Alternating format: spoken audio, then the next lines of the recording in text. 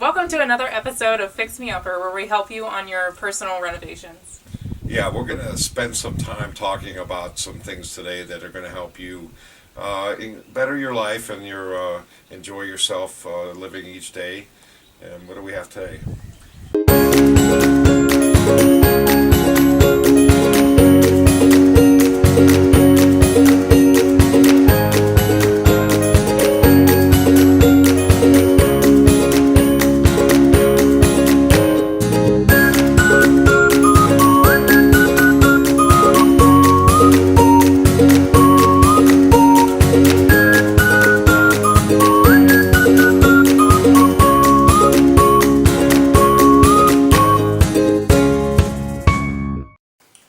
So have you ever felt like you had the wrong tool for the job, or you didn't have what you needed to complete the job?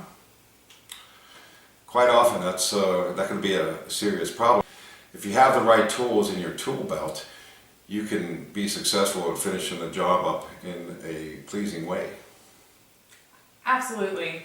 Sometimes, though, in personal renovations, we don't have all the tools we want. You know, I can beg for patience, but it just might not be there. But sometimes we have to get creative. So, Right. in home fixing up, Exactly. So the hammer is the solution for everything. the hammer is a solution for everything. If you want to take out any frustrations, go beat a rock, and it'll let you release it. But that's I don't think this is the kind of tool you're talking about. No, not really. Not really. Not Okay. really. All right. But like I said, sometimes there are tools that are helpful for many different scenarios. So in home renovation, a hammer really does work for a lot of things. And if it doesn't work, then you can just end the whole project. No, I'm kidding.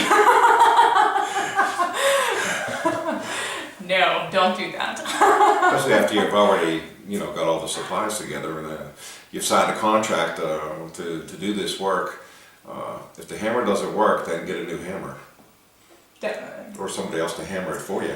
So when we went through last time on our previous episode, we talked about the 7 I's of change and basically the readiness to make changes in our life and begin that journey on renovation. But we have a new I.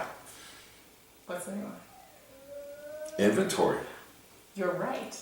How about it? I like the I's because it all starts with I, me and myself. Yep. Right? So we want to gather our inventory of things that can help us make that change. And so today we're going to talk about the I's and O's, the ins and outs, or the inventory and options, which is actually the skill. So we have our inventory that helps us know what tools that we already have, and then our options, which really options are endless. When I talk about people about making life changes, sometimes we feel like there aren't any options, that we're trapped. And that's where a lot of pain and suffering comes from. So if we start recognizing that we do have options and we are able to make choices, we can feel a lot freer even if everything isn't necessarily perfect or the ideal option. So when I talk to people about life changes, we start going, what options do you have? I could keep going to this job that I don't really like, that I find unfulfilling, or I could quit my job and join the circus. Well, I actually have thought about that quite a few times, joining the circus. But I was was afraid of elephants, and they're just so big. Absolutely. So change can be big too, and it can be scary, but if we look at it in a funny way like that, that is an actual option. So we might have a lot of options that we just don't like so much. So it's important though to recognize that the one that we chose might be a good option for a number of reasons, even if you wish that it could be better. So you have options. So that means what are our options? The choices, right? So you have options to choose from, and that's really good to have options. Sometimes we're faced with situations where we don't have options. So it's important that you take one of the tools in your belt and measure the options that you do have and see which one is going to work best for you. And often we're left measuring ourselves against somebody else or against the world, and ultimately you get the opportunity to choose what tape measure you use. So what's important to you, and we kind of helped you identify that in the 7 I's. What is important to you is what you use to measure yourself, not what is important to other people. But that is an important tool. So when we establish that there's actually a lot of options, we might pick a few that we want to embark on, and that's the change that we want to create in our life. And then we go, oh, if I only had this, if I only had that new fancy drill, this would be so easy. Right. But I don't. So, job's not happening.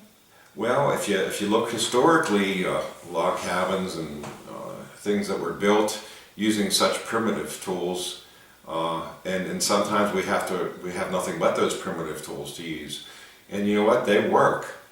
You know, they can work for you, and sometimes using those primitive tools, those basic tools that we have within ourselves, can provide a bigger satisfaction, because you say, I did this with the worst tool I have.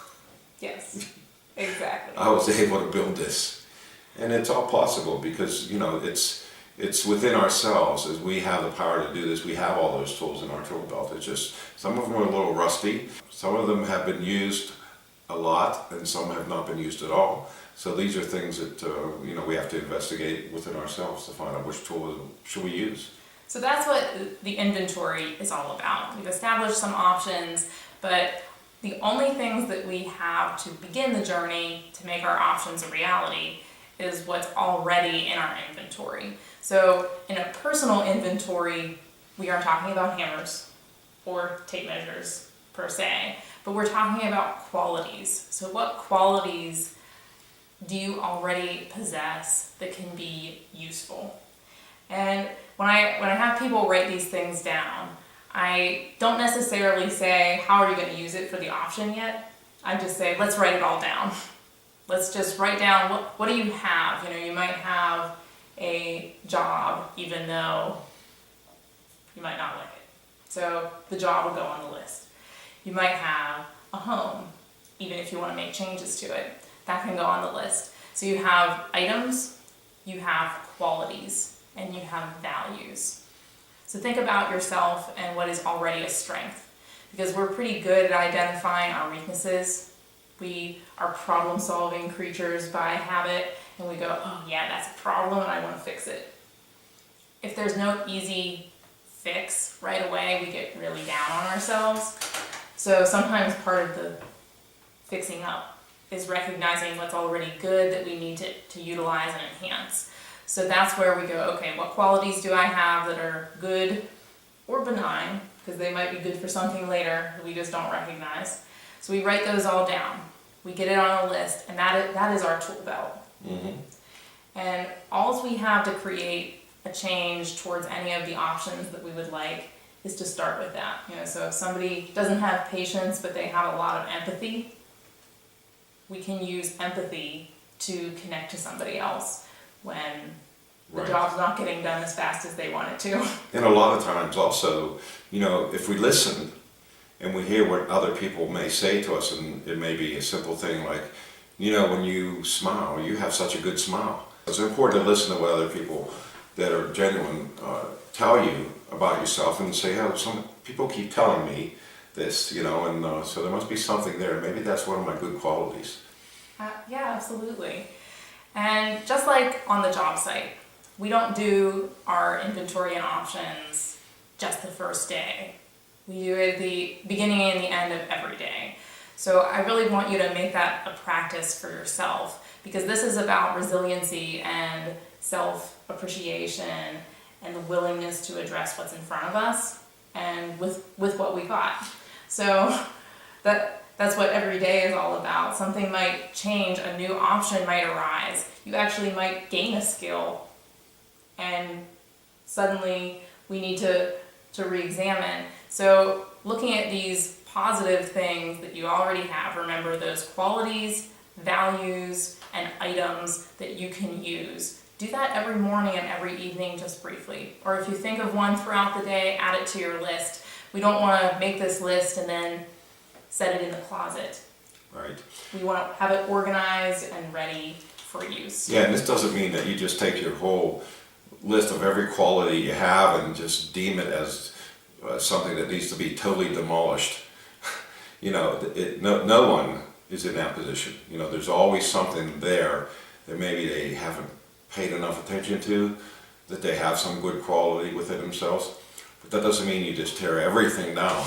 You build off of it, and sometimes you have to replace a few bricks, but that's okay, because we all have to do that. Mm-hmm.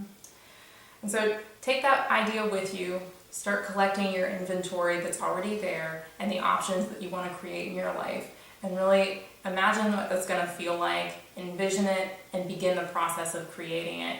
And you can stay tuned to figure out how to handle any bumps that come in the road.